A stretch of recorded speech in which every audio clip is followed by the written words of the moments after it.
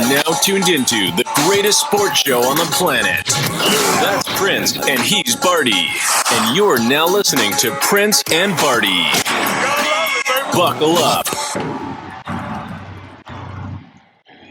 Prince and Barty, welcome back. Episode 108. If you listen to 107, we appreciate you. We respect it. What's going on, big dog? And your boy Luka dropping 30s, 10s, and 8s. He's looking crazy right now. Nah, he's killing, bro. Like, let's get right to it, man. Your chain fake. Bronny James. Bronny James told the heckler your chain is fake, man. What do you think about Bronny, man? Listen, Bronny tired of the slick jokes, man. He tired of the nonsense, man. He clapping back. What you think about Bronny? Finally. Bro, I mean, listen, you supposed to talk your crap, bro. Talk your shit. It's good. My mindset is when you look at the situation, Bronny always dealing with some type of drama. He always dealing with some type of drama. When you look at Bronny, you got Stephen A. talking about you. You got every particular show talking about you. It's time for you to talk back. You know, say something. I mean, you may not be the greatest player in the league, but it's time for you to talk your junk. Talk it back. Tell them your chain is fake. Let the hecklers know what time it is. Because, shoot, you might get a Western Conference Final trophy this year because the Lakers look crazy with LeBron and Luka. No, they look good, man. I think Luka finally unlocked. You know, he just scoring. Maybe LeBron they stay out another week, man, because Luka just comfortable now. Him and Reeves look really good together, man. But let's stay in the NBA, man. Holding court with Prince. Our resident NBA guru, Prince, dives into all things basketball. Cage into a three. Got it! Curry! Stay in the NBA. SGA. SGA is killer, man. Looking smooth out there, bro. Like, it looked like he doing cone drills out there. Like he playing by himself. Smooth, mid-range, three-point shot. What you think about SGA, man? Like, Joker had the 30-20-20. SGA dropped 40 on his neck when they play. It's like it's a battle to the end with this MVP race, man. Talk to us about SGA and his level of play. SGA was robbed last year. He should have won the MVP. This year, he's playing like a revenge season. I thought this would be the season that we would see from Tatum what we're seeing from SGA. And it's safe to say that he's setting the standard as far as letting the people know that, listen, I'm right on the Joker's tail. I'm right on Luka's tail. I am one of the best international players in the league. Of course, he's from Canada. But, you know, he still is a great, great, great player. What he's doing with OKC, he's doing some OKC that KD couldn't do, that Russ couldn't do. The amount of games that they're winning, they're talking about they can win 70 games in OKC. I mean, you got to give him his love. He is the MVP. I mean, the only time he wasn't the MVP is when we saw 30, 20, and 20. So shout out to SGA. He definitely deserves the love. But it's going to be crazy as we go down the line. I mean, it's maybe 5 weeks left in the season. So it should be interesting. Let's talk Heat culture, man. Heat culture been in the news all week. You know, LeBron likes his cookies and ice cream. You know, that old tale with LeBron and Pat Riley. You know, Gilbert Arenas was the first person to break that story, but we all thought it was cap. But D. Wade was on a podcast and confirmed that. Mario Chalmers confirmed that. But I just want to read you a quote, man. I think Jimmy was really good at making the right play at the right time, whether it was for him or a teammate. So I think that's just a part of mine and Bam's process, continuing to get better. The Heat is struggling, man. The Heat been in some tight games down the stretch, couldn't close it. You know, Wiggins is there. It's getting together, but it's not Jimmy. You know, it's not impactful. Bam was saying that he wants Wiggins to be himself. So obviously you see Jimmy over there 14-1, and the Heat are still struggling. So I guess my bigger question to you is Heat culture. What does that look like in 2025? You ran off Shaq. You ran off D. Wade. You ran off LeBron. Now you ran off Jimmy Butler. You know, is Pat Riley got to check his ego at the door. No, these young boys don't care about the rings on the table. They don't want to care about your body fat percentage. They just want to hoop and get their bread. So talk to us about the Miami Heat culture and what that means. Well, really, we talking Heat culture, right? So before Miami Heat, Pat played coach for the New York Knicks.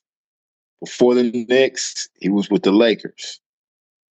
The Lakers really wasn't his culture because he came in after, and he coached the team, but it was still Magic and Kareem's team. Now, when he came to the Heat, we always talk about Heat culture, Heat culture, Heat culture. I forgot who was the player that said it. Heat culture was Shaq just taking a pay cut so he can get all these stars, and Dwayne Wade led the team to a ring. So really, does Heat culture really work? Because they do the same thing like any other team. They've got stars. They put the team together. Of course, they play defense. But how many rings have we seen in Heat culture, really? There's only 4 championships. You look at the Lakers. The culture of the Lakers, we're looking at 1918 championships. The Celtics, you see the culture. Even the Bulls, the culture was set. The standard was set from Tex Winter and from Pat Riley. So now that you look at it, is there really a Heat culture? Because Jimmy couldn't win. Now, there is a culture in Golden State. You've seen what Steve Curry has done to the team, what he's brought, the offense that he runs.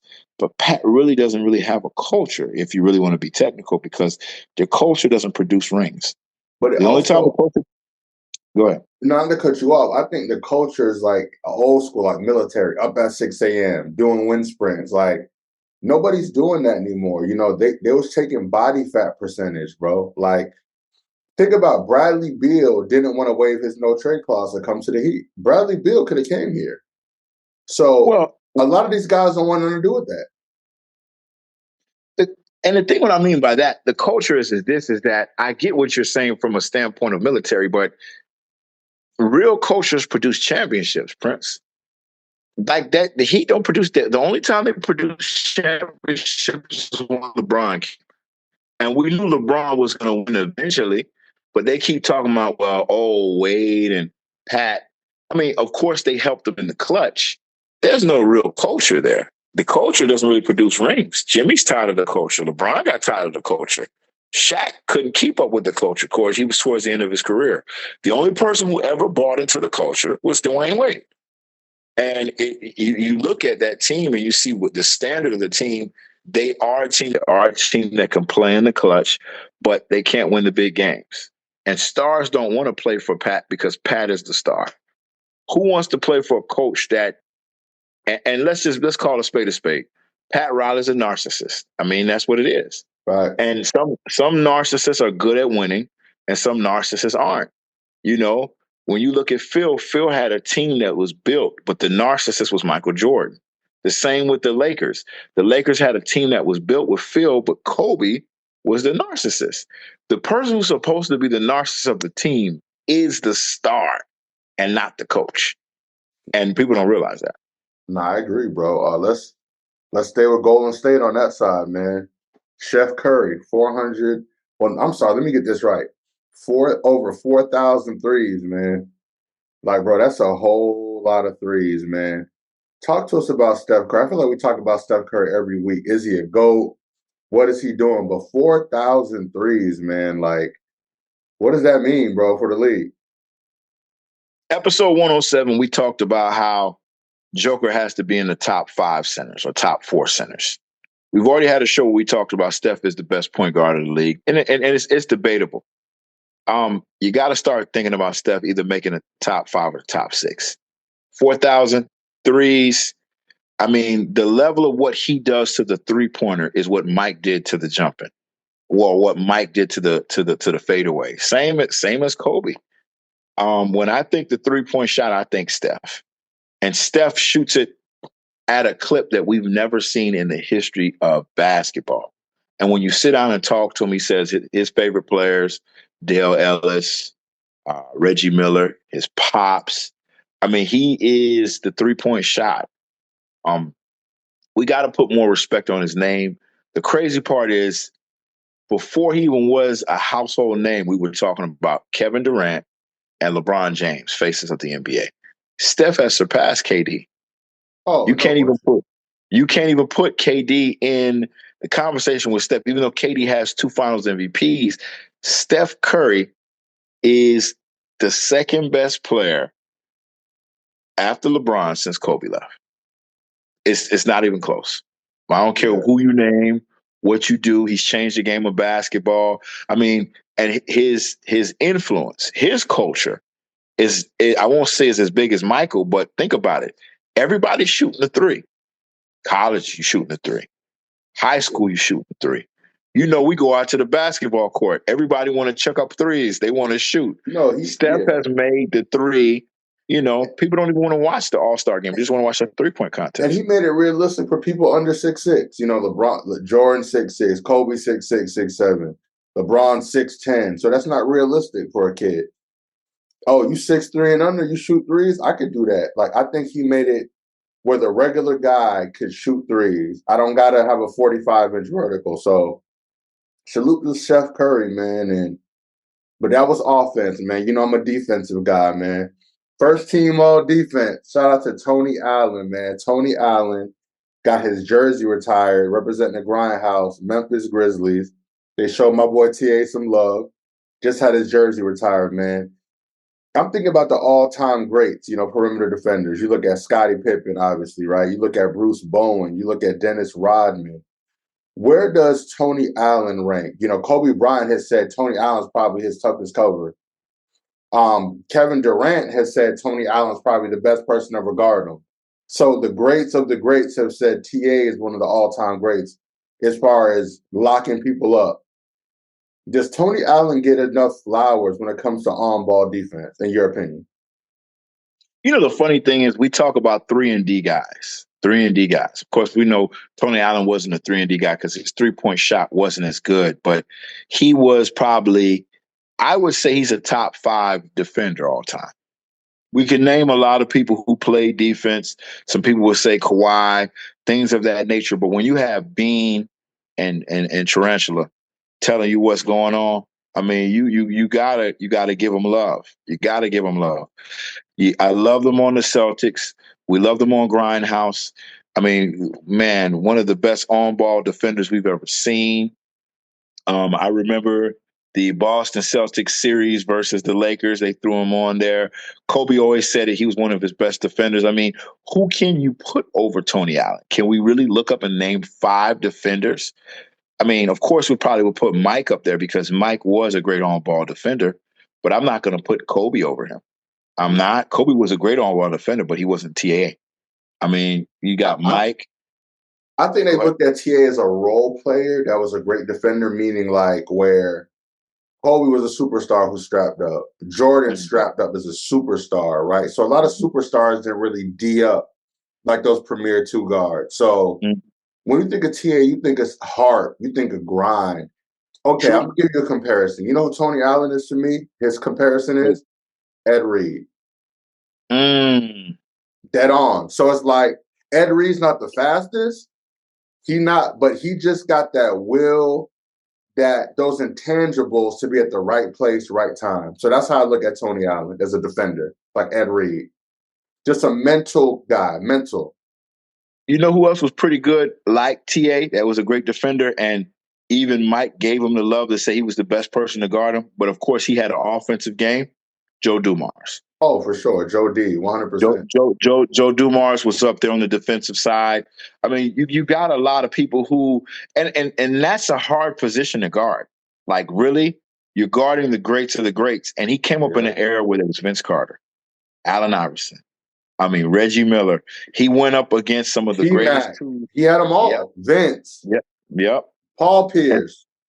And he was D'ing them up, man. So he definitely deserves his flowers. I'm happy that they were able to retire his jersey. That was a big deal.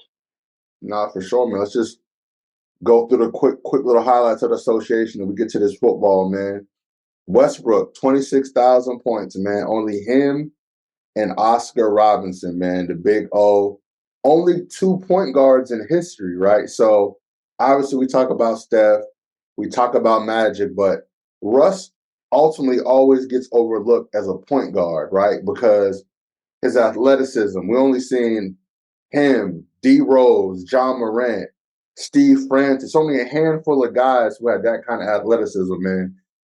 You look at these older guys, Steph still playing at a high level, James Harden, obviously LeBron. Westbrook gets lost in that, man. He's not putting up the numbers like a Bron. Westbrook's jumper's been inconsistent, but you can't question his motor. To score 26,000 points, man, that's kind of unheard of, bro. His position, you're talking about a guy under 6'5". Still remain healthy as an Iron Man. Damn near play 75 games on average every year. Talk to us about Westbrook, and he's, I think, top 20 in scoring now at 26,000 points. Russ is maybe the third or fourth greatest all-around player we've ever seen in the NBA. There's not too many people who can do all what he can do, especially at his size. His athleticism is crazy, and he's still doing it at a high clip, playing with the Joker. And look at all the greats he's played with: Kevin Durant, the Joker, LeBron James. I mean, he's good at what he does. It's just a matter of, and it's not really he's not a system player. He is the system. And so for him to get 26,000 points, still playing at the way he does, he's another guy who's never cheated the game. But of course, he's never developed a great shooting. He was never a great shooter, but he never, as far as athletically and hustle, cheated the game of basketball. And that's kind of what I like about Russ. He has to get his love because he has a lot of heart. It would be beautiful to see him winning with a ring, but of course, we don't like that in LA. We hate everything Denver right now. For sure. Denver is the rival squad, but he still has to get his flowers. 26,000 points. And you know what's crazy, Prince? What I always say, whoever was stupid enough to get rid of Russ, KD, and Harden, it just doesn't make any sense. They chose Serge Ibaka over there. That's the whole story. Serge Ibaka got his bread. Now, we just better hope they don't do the same thing to SGA that they did to those three. They could never get that. They could never get that ring. They only went to one finals together. Really think about that, one finals. I mean, I remember that Spurs series where Harden matched Ginobili bucket for bucket, and Russ was dunking on everybody. That was one of the greatest squads we've ever seen.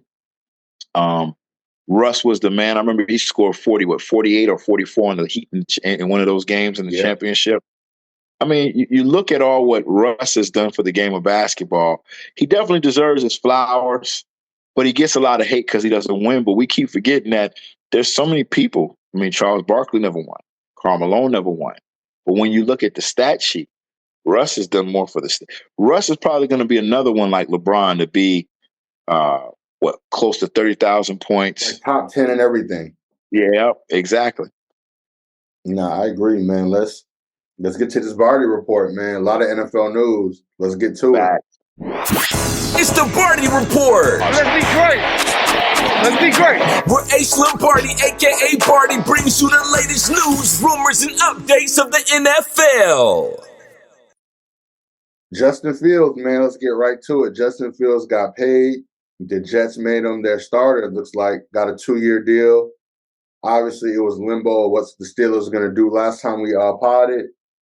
But talk to us about Justin Fields, man. We know what he can't do. Is Justin Fields going to give you the highest QBR? Never. Is he going to throw bombs to your best receiver? Never. But he has an intangible. He won big in college. He just has that. You run RPOs with him. You could put him in. I hate to use the word gadget, but he's a gadget type player that you could put in different positions to run different schemes for. Now, when you look at Justin Fields, was that a good move for the Jets? First year head coach to bring in Justin Fields. To protect your job. The Jets been in the dumpster for a long time, man. What does Justin Fields bring to them and for the future? Jets is going to finish second in the division. All because of Fields. What we don't realize is this. I'm going to name some teams. The Philadelphia Eagles, the Baltimore Ravens, the Atlanta Falcons back in the day with Mike Vick, What do these three teams have in common? When they got a running quarterback, Warrick Dunn, Derrick Henry, Saquon Barkley had career numbers, because you cannot game plan for a quarterback who runs the ball from the side of the play. So now that you look at that situation, That's a great point. What can you do? What can you do? Now you have Justin Fields, who runs at a great clip. Breece Hall will be the number one fantasy running back next year. And I'm a Saquon Barkley. I'm an Eagles fan. I got an Eagles jersey on right now.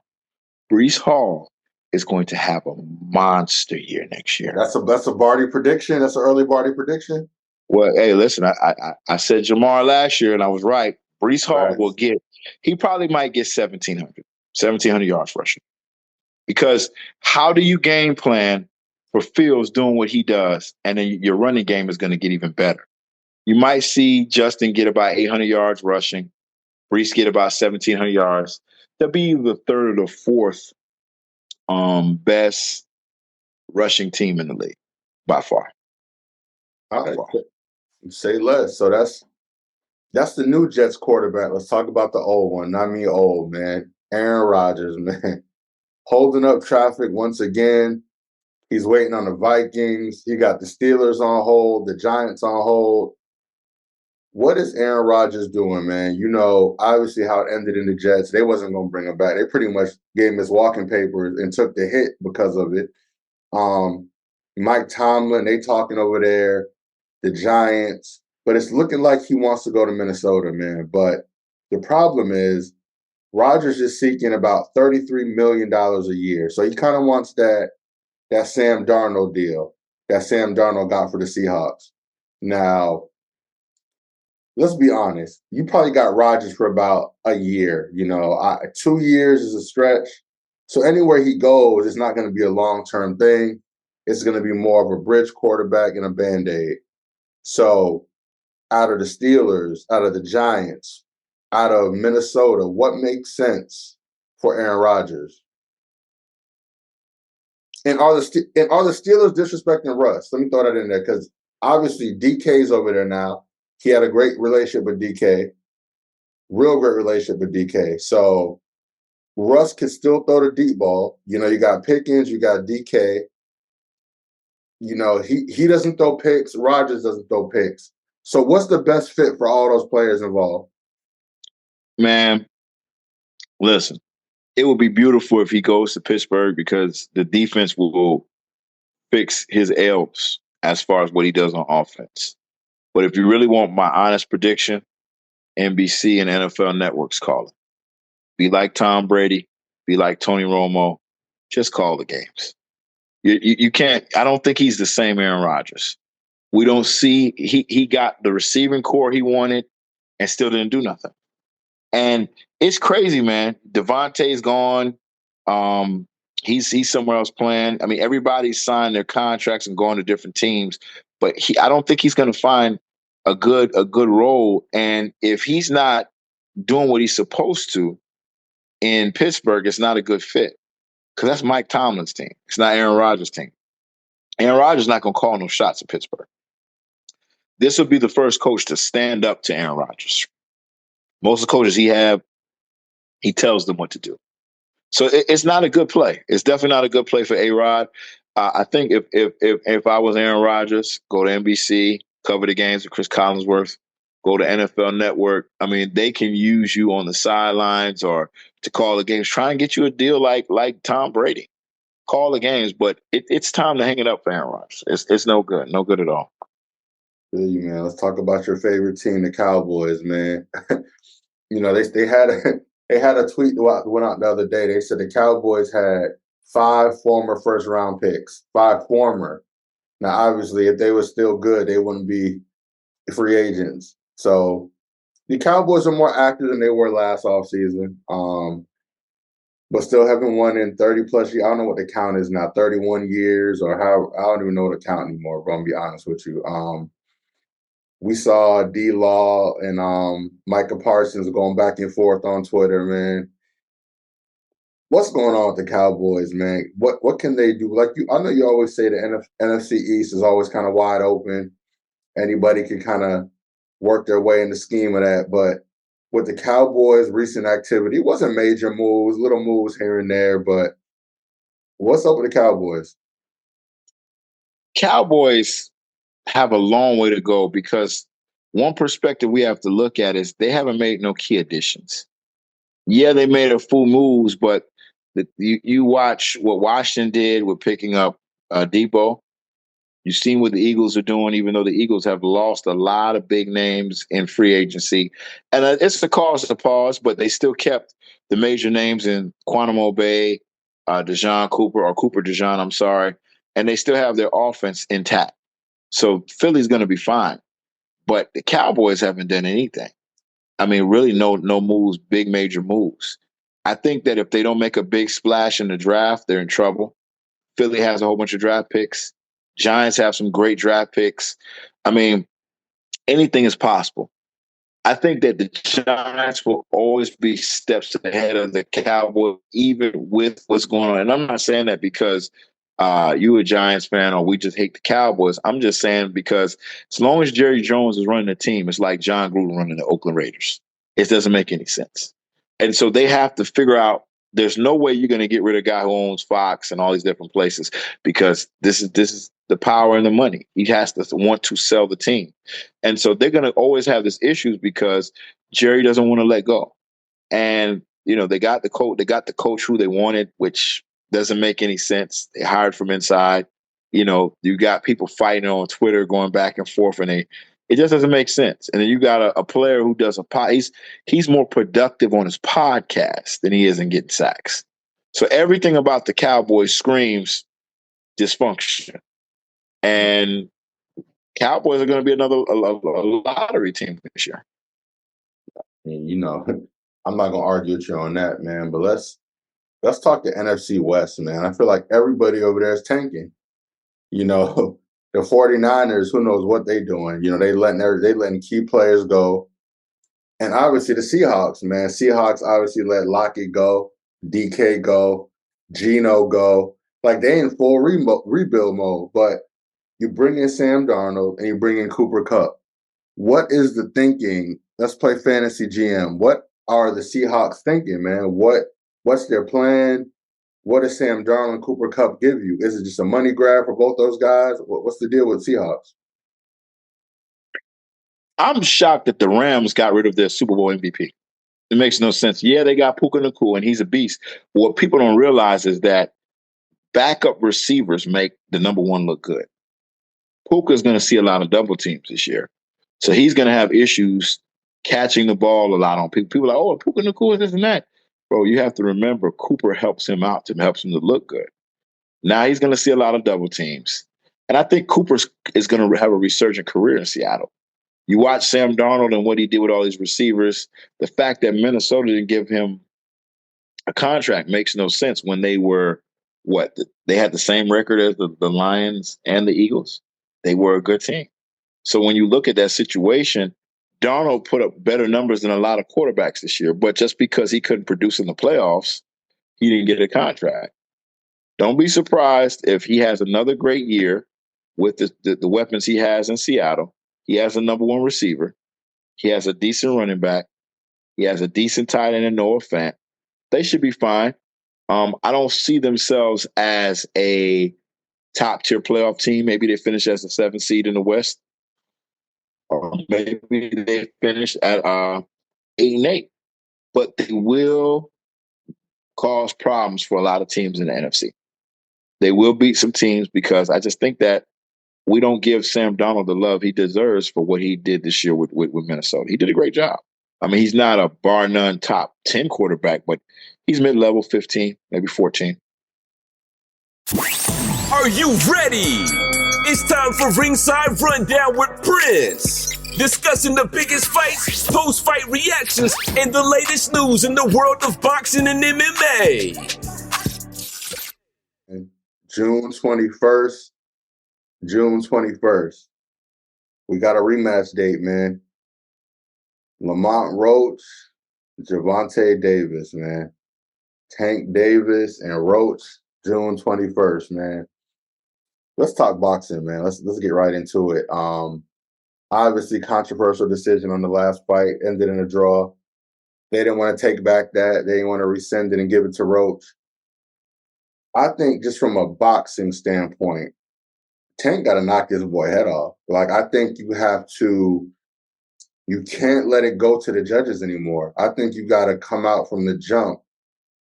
You gave somebody who the world will say is lesser than you gave him life, man. So coming into this fight, man, like you say, no more wolf tickets. You've been exposed now. You know, we always talk about Tank's right hand. He ate all those punches, man. Roach ate all those punches. So when you're looking at this fight, Roach is playing with house money, literally. You know, Roach loses, he could probably call for another rematch. Now we're at a trilogy fight. You know, so what is Tank's mindset got to be going into this rematch? He got to finish his breakfast, man, as Jay-Z says. Tank better be careful because he don't want to end up like Roy Jones. Remember what happened with Tarver and Roy? Remember, it started the same way. Tarver beat him the second time, and we saw a third fight. I think that Roach got to get more love for what he did in the fight because we've never seen Tank not look superhuman. I think Roach is his kryptonite. I think it's going to be a great fight. I'm happy that they have it coming as soon as they do. And I think that's Tank trying to prove that he is the better fighter and he's going to do what he needs to do to beat him. But I think Tank is underestimating Roach. And the more you underestimate a fighter is the more you will lose to a fighter. So he needs to be careful because if he's not careful, we're looking at Roach could make himself into a big household name by beating Tank in this next fight. I'm looking forward to seeing it. It should be a great, great fight. I'm excited. But we got to give Roach his love. A lot of people not giving him his love, you know? They didn't even give him that knockdown that he had in the fight. Talking about it wasn't a knockdown, man. It don't make any sense. Nah, I feel you, man. Let's stay with boxing, man. Let's talk big business, man. Dana White, Turkey Al Sheik, and the WWE, man. They formed TKO Boxing. That's a three-headed monster conglomerate, man. You know, they looking to promote young, overlooked fighters.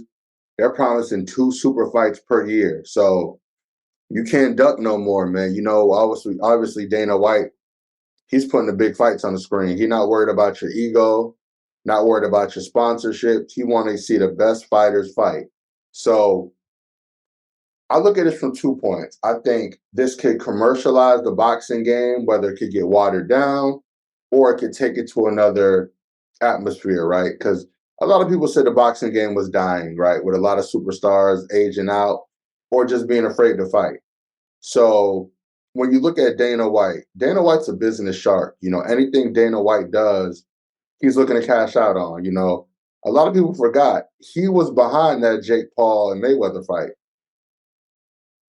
I mean, Logan Paul, I'm sorry. I said Jake Paul. Logan Paul, that Paul Mayweather, that was Dana White. You know, so Dana White's always where that money is. And obviously the Sheik, that Saudi money, it hit different. You know what I mean? So what do you think about them taking boxing to a bigger scale and giving the people the fights they want to see?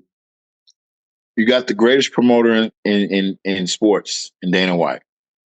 Then you got the second greatest promoter in Vince McMahon, Hunter Hearst Helmsley, WWE. And you got money. You know Sheik is Sheik. He has the money. You see what he's doing for boxing now. TKO is going to be a major, major blow to the sports industry. It's going to be crazy. I'm excited for it because you got the three-headed monster, as you said, to highlight these fighters. They finally get the love they deserve.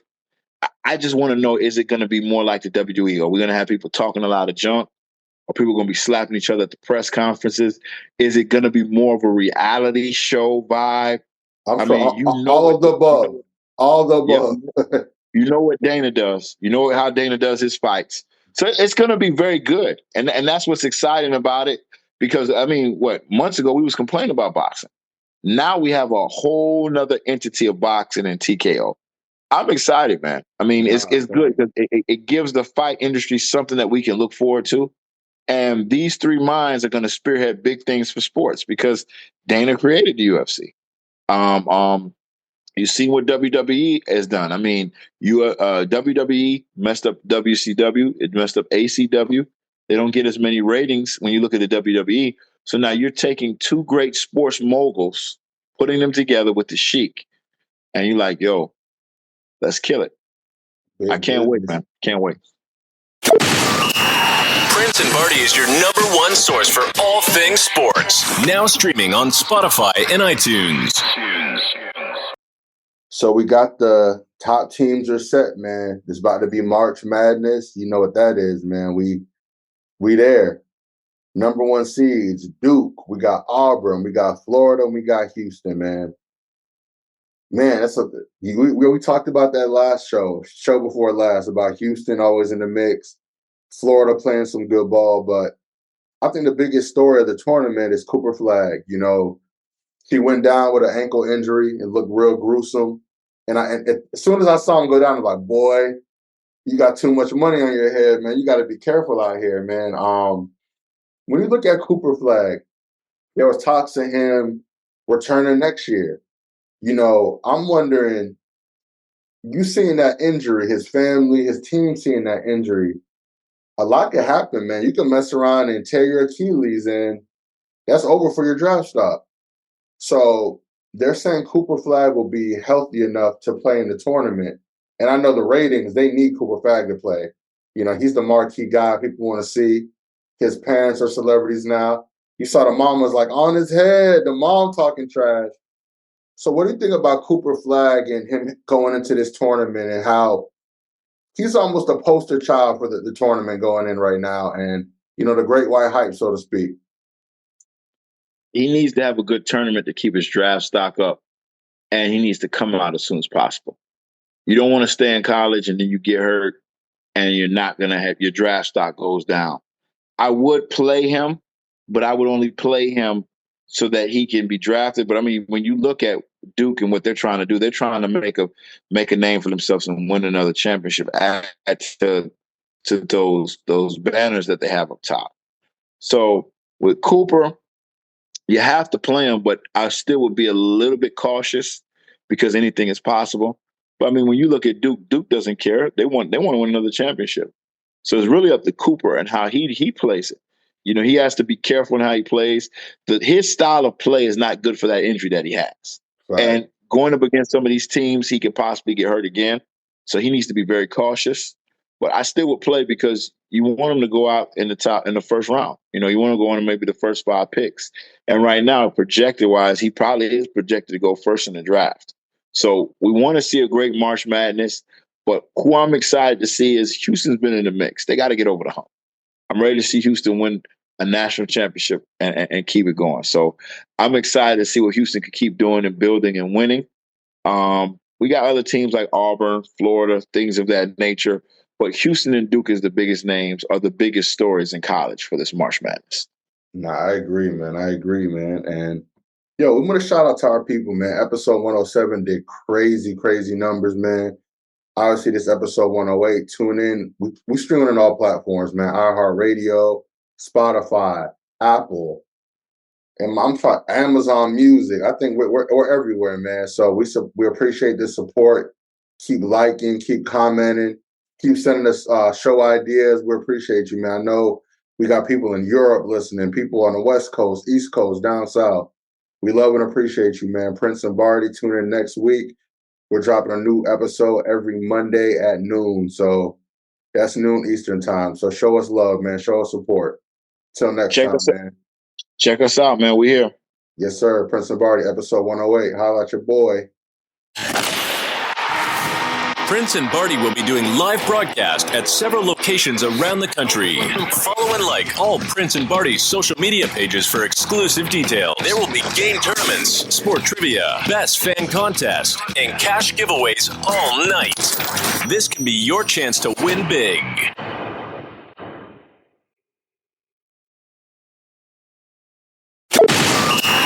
Prince and Barty is your number one source for all things sports. Now streaming on Spotify and iTunes.